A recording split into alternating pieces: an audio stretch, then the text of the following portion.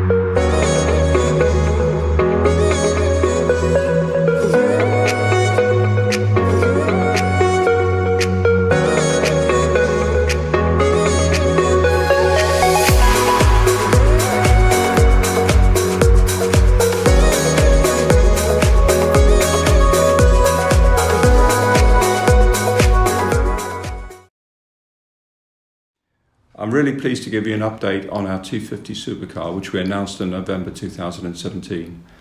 We've been quietly working on the design of the car for 18 months, and the car is now very well advanced.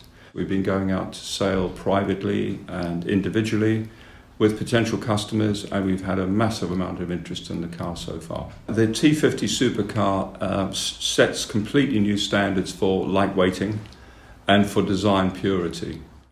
The F1 is still one of the lightest supercars around at around 1,100 kilos, and this car is actually under 1,000 kilos. I did a check on the average weight of supercars in the last 15 years, and it came out at 1,400 kilos, so I thought it was appropriate that we have a target that was under 1,000 kilos. The attention to detail on everything on the motor car gives us that lightweight result. And there's a huge difference between power-to-weight ratio and weight-to-power ratio, and our principles have always been performance through lightweight. The T.50 Supercar really is a completely new start with aerodynamics. When I did the F1 back in the 90s, it was the first ground effect car and the first car with active aero. The T.50 takes aerodynamics into a completely new domain. It'll be absolutely the most advanced aerodynamics ever seen on a road car. It borrows technology from my Brabham fan car and a little bit from the F1, where we started looking at boundary layer suction. Everything about the car, the normally aspirated V12 engine, manual gearbox, the lightweight vehicle dynamics, everything is designed around giving the driver the best possible driving experience. When I did the F1 back in the 90s, there were a few things that set it apart from other supercars. One was the central driving position, of course, and 3 seats, and the T50 has that again. But the other thing that really made a difference and set new standards was the quality of the engineering and the purity of the design and the styling. And once again, with T50, we have a very pure, focused driver's motor car. And my aim is to make sure that it is the very best in the world.